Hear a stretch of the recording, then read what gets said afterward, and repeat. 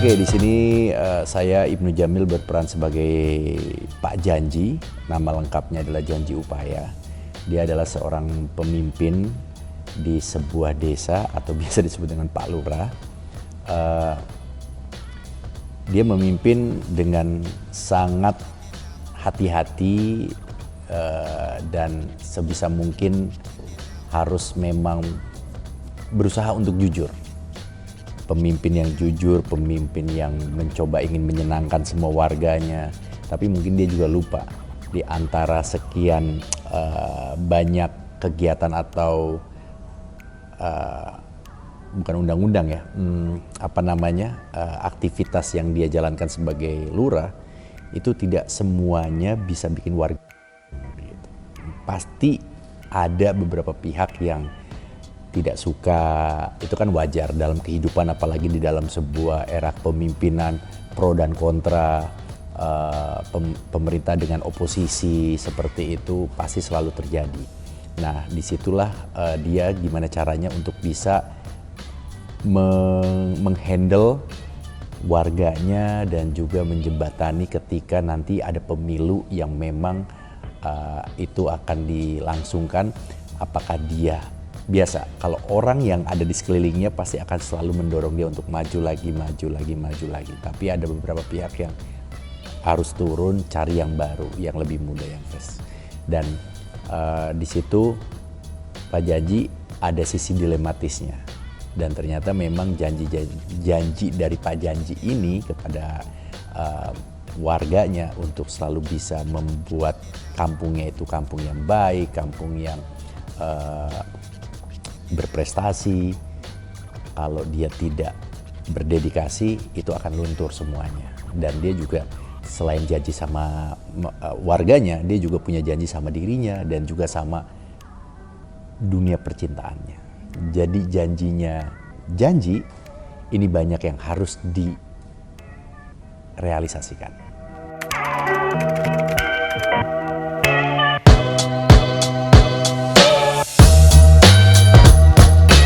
Apalagi kalau saya kan tinggal sekarang di Jakarta Pusat gitu. Untuk cari Pak Lurah tuh gimana gitu, pasti akan terjadi perbedaan kan. Karena kita settingannya ini ada di sebuah desa dan itu memang kita syutingnya di Yogyakarta. Dan itu pasti masyarakatnya beda nih dengan yang saya tinggal sekarang. Jadi mau nggak mau saya observasinya yang paling simpel adalah menggunakan YouTube gitu. Saya coba cari-cari gimana caranya untuk seorang kepala desa itu bisa berkomunikasi, dan pasti biasanya videonya selalu video-video acara resmi. Nggak ada tuh Pak Lurah lagi di rumah sambil ngeteh, nggak ada. Itu harus kita create sendiri.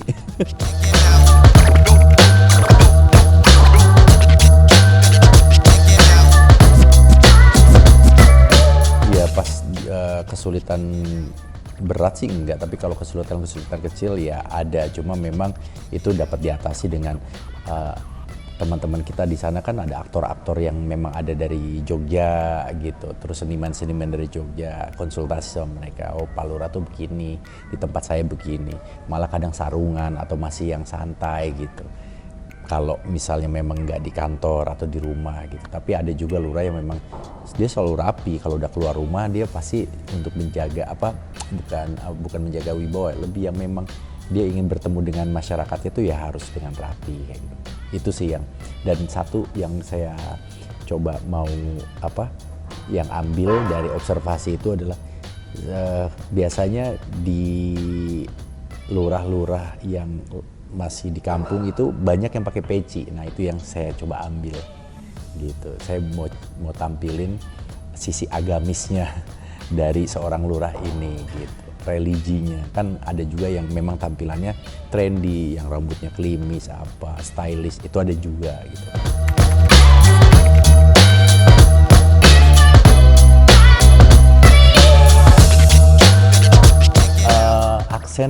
Aksen tipis-tipis saya menggunakan, tapi memang karena ini filmnya kata Mas Yarin diperuntukkan untuk Indonesia, jadi ya tipis-tipis aja, nggak yang Jawa asli.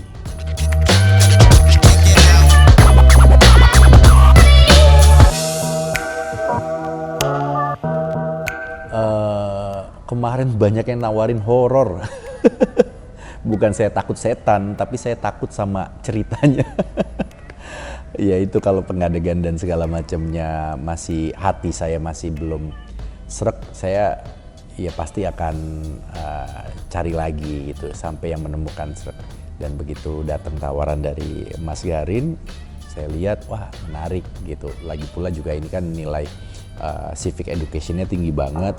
Udah gitu update atau aktualisasi dari film ini dengan keadaan yang sebentar lagi kita hadapi sama-sama, yaitu pemilu, sangat realistis banget. Jadi buat saya ini sesuatu yang bagus dan saya mau coba gitu, saya mau ambil.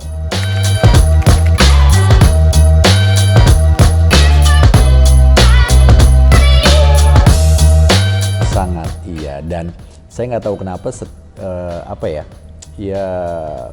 beberapa tahun terakhir ini saya harus kayak menanamkan ke diri saya kalau ngambil film itu harus yang sifatnya long lasting. Jadi kalau nanti suatu saat anak saya, cucu saya nonton, oh kakek atau bapak tuh dulu pernah main film ini gitu. Jadi kan film itu buat saya sebuah legacy sih. Jadi nanti bisa anak cucu saya bisa nonton.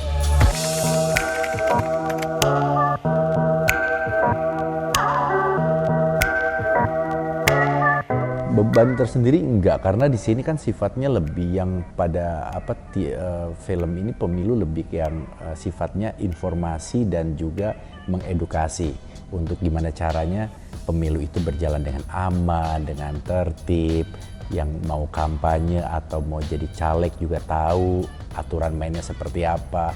Di sini juga digambarkan ada yang menggunakan atau melanggar aturan, ada yang tidak melanggar aturan.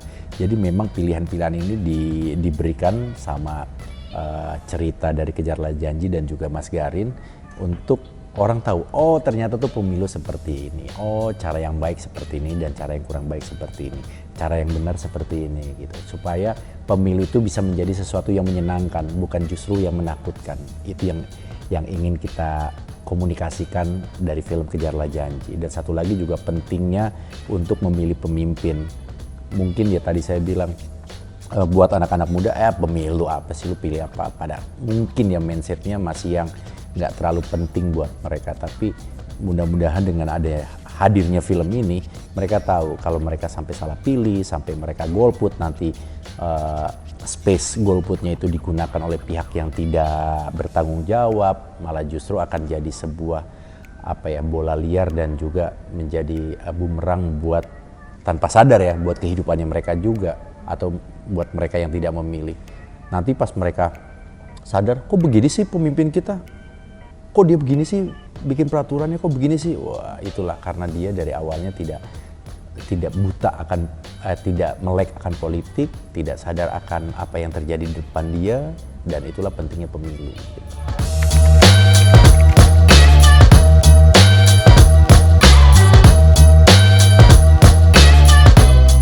Ada yang maju 3 periode, itu kan kemarin kan politik itu kan istilah politik itu sangat santer gitu, 3 periode kayak gitu. Terus juga colong start, terus black campaign, head speech, terus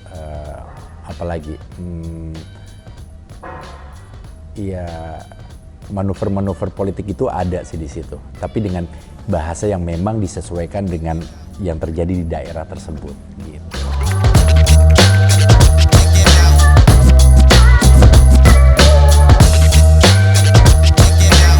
Kebetulan sih saya suka banget sama politik, lebih ngamatin aja gitu. Kalau untuk terjun ke politiknya belum gitu.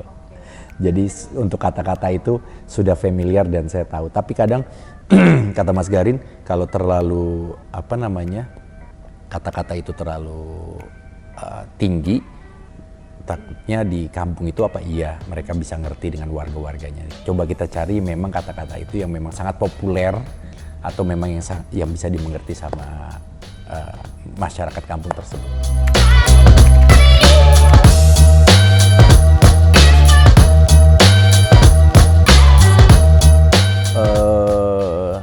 Kayaknya setelah kemarin saya baru film lagi masih ada. Jadi saya mikirnya, oh tabungan film saya untuk tahun ini masih ada sebenarnya yang belum tayang.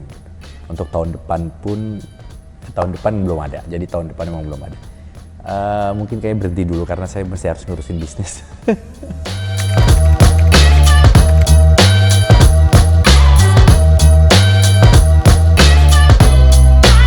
Pengen action tapi fightingnya baru bisa bubut atau cakar-cakaran aja.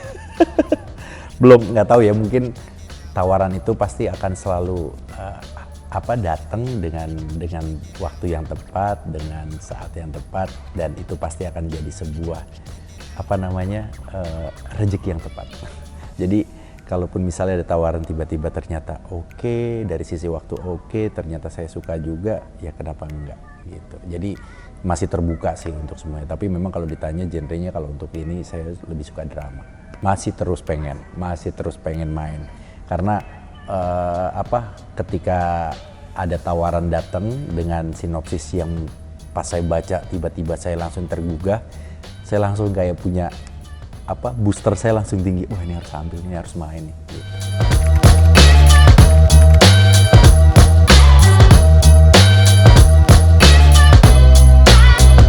Saya berawal dari bintang iklan sebenarnya, commercial ad.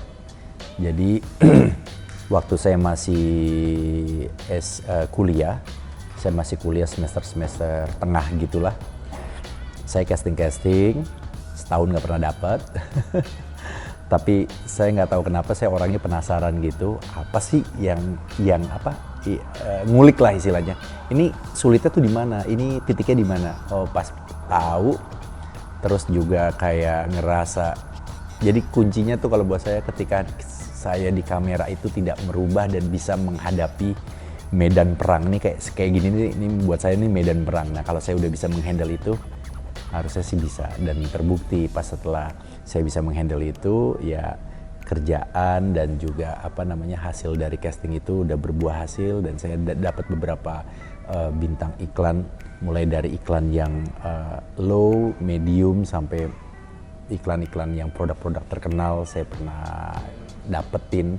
Nah, setelah itu baru saya mendapatkan tawaran main film saya sempat main film sekali, habis itu saya ke sinetron FTV film, dan sekarang lebih banyak ke film lagi.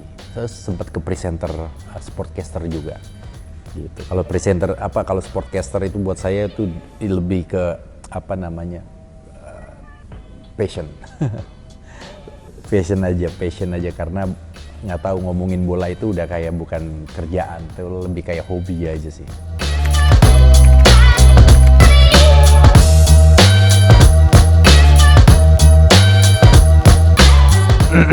Malah justru enggak ya.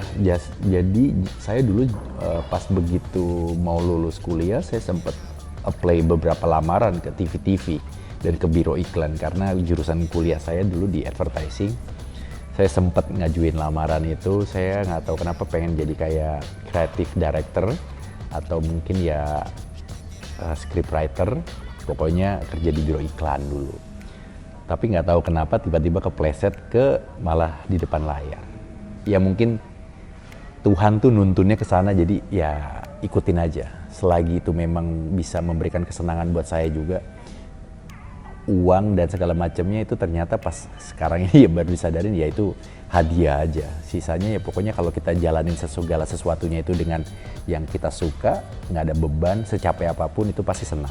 Latar belakang keluarga saya, bapak saya pengusaha, wira swasta, ibu saya ibu rumah tangga, kakak saya kerja di di media, adik saya sempat notaris, terus sama arsitek. Jadi sayanya aja nih yang meleset ke dunia seni peran. Otodidak, saya nggak ada les atau kursus yang memang, lebih ke ini aja, banyak nonton film, terus sama setiap dapat produksi ya menggunakan workshop itu menjadi arena belajar saya sih.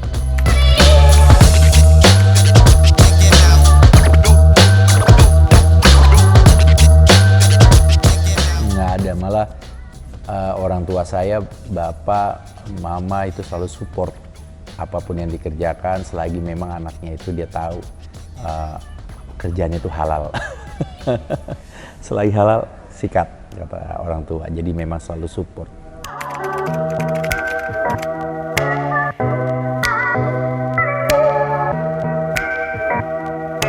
Kalau nggak entertainment, saya akan fokus di bisnis aja. Jadi pengusaha aja, pengusaha yang kecil-kecilan nggak apa, jualan nasi goreng aja juga nggak apa-apa, tapi banyak di seluruh Indonesia.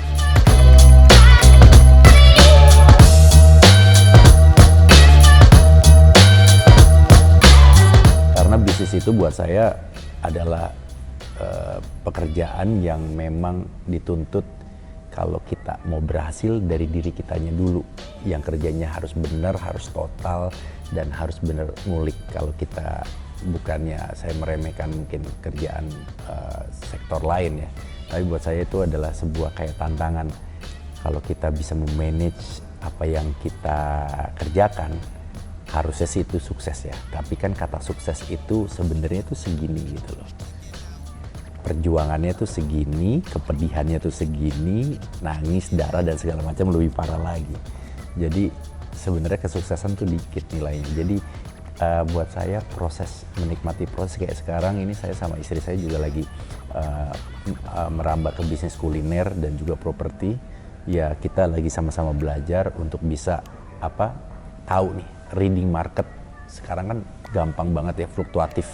Kadang sekarang musim ini, musim itu, terus online kah, offline kah. Kita ini sebagai pengusaha yang memang lagi dihidangkan sama zaman digital ini, banyak banget gitu loh pilihannya. Ada yang bilang, kemarin saya baru baca berita juga, yang Tanah Abang kategorinya emang selalu rame, pasar apa segala macam sekarang udah mulai sepi, terus beralih ke digital, ke online. Nah pedagang itu beralih mencoba dagang di online, tapi tidak semudah itu juga. Makanya semua itu pasti ada prosesnya yang emang harus dinikmatin gitu, dan harus dilewatin. Dan buat teman-teman yang emang lagi sefrekuensi sama saya nih, nikmatin aja, jangan menyerah. Pasti ada jalan, dan kesuksesan itu bisa datang sekarang atau nanti. Yang penting kita harus tetap berjuang, itu aja.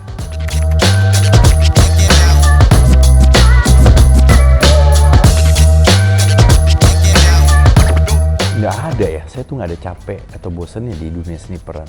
Saya menikmati sekali dengan seni peran ini. Yang tadi saya bilang, pokoknya kalau saya udah mengambil segala sesuatunya itu, yang pertama saya pertimbangkan adalah sayanya happy nggak nih sama kerjaan yang akan saya ambil ini. Jadi itu yang dulu yang harus saya tanamkan ketika saya mau ngambil kerjaan.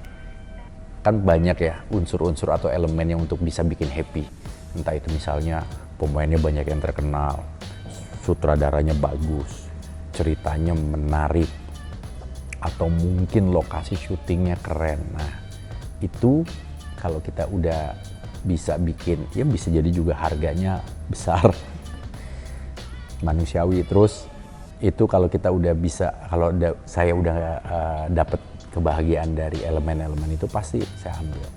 Dan kalaupun nanti suatu saat ternyata tidak sesuai dengan ekspektasi pas di jalan, itu saya harus telan mentah-mentah. Jadi saya harus memang menerima itu. Dan so far sih saya orangnya cukup adaptable sih. Gitu. Istilahnya nggak BM ya.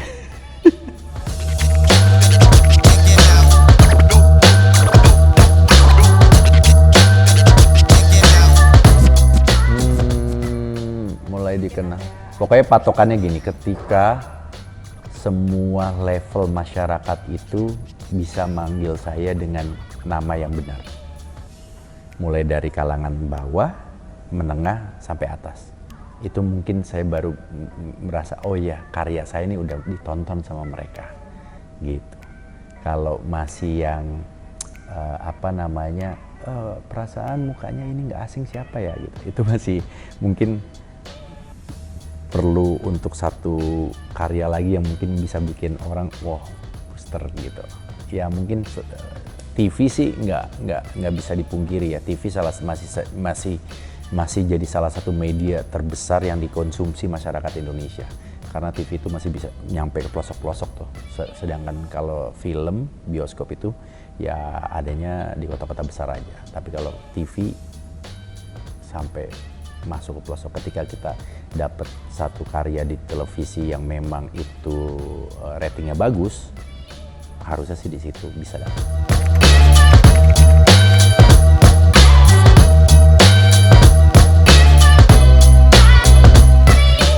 Kalau saya justru malah ketakutannya ketika saya mendapatkan peran itu aja.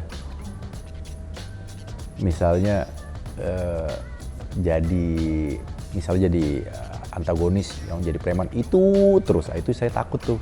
Malah saya justru pengennya dapat peran ini, ganti lagi. Makanya enak banget kalau saya nggak pernah bosan di dunia seni peran, itu kayak playgroundnya saya untuk bisa, sekarang saya jadi ngerasain jadi lurah, kemarin saya ngerasain jadi tentara, saya pernah ngerasain main jadi di film autobiografi Sri Mulat, saya jadi Tarsan misalnya gitu. Belajar kehidupannya Pak Tarsan tuh kayak gimana gitu. Malah justru seperti itu ketakutan saya kalau saya mendapatkan satu itu aja.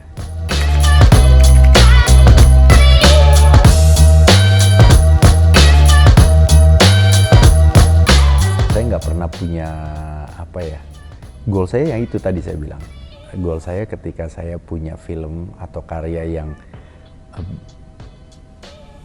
bikin anak saya, istri saya, cucu saya nanti bangga kalau bapaknya tuh pernah main film ini gitu. Itu sih goal saya. Kalau saya nggak ada tujuan atau cita-cita lagi harus apa gitu. Pokoknya ya saya gini, ekosistem film Indonesia sekarang kan lagi bagus, lagi sehat banget. Sutradara muda juga banyak yang bermunculan dan bagus-bagus karyanya. Jadi pilihan penonton, tontonan orang Indonesia ini harusnya bisa beraneka ragam, nggak harus melulu horor sih kalau menurut saya gitu. Jadi harus kayak ya filmmakernya mudah-mudahan bisa beraneka ragam lagi. Saya juga masih bisa punya karya yang nggak cuma nggak itu aja, pengen nambah lagi gitu sih.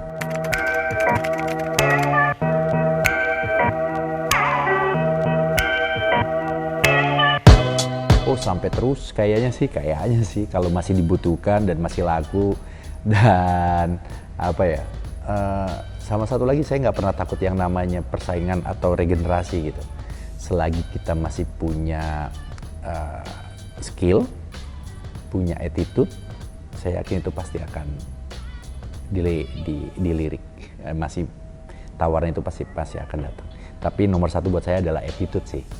Percuma punya skill bagus, tapi kalau attitude-nya nggak bagus, pasti orang akan malas kerja sama orang tersebut gitu. Jadi karena gini, attitude itu kunci dari dunia kerjaan, mungkin semua bidang kerjaan ya. Kalau kita mau panjang, lebih orang yang saya dengar nih, ketika dia tuh lebih, ini actingnya bagus, tapi orangnya susah banget, gini bla bla bla bla bla gitu. Mereka akan mikir. Tapi kalau misalnya, orang ini actingnya ya sosok tapi bagus, udah nggak apa-apa deh. Skill tuh masih bisa diasah, masih bisa dicari gitu. Tapi kalau attitude agak susah ya gitu.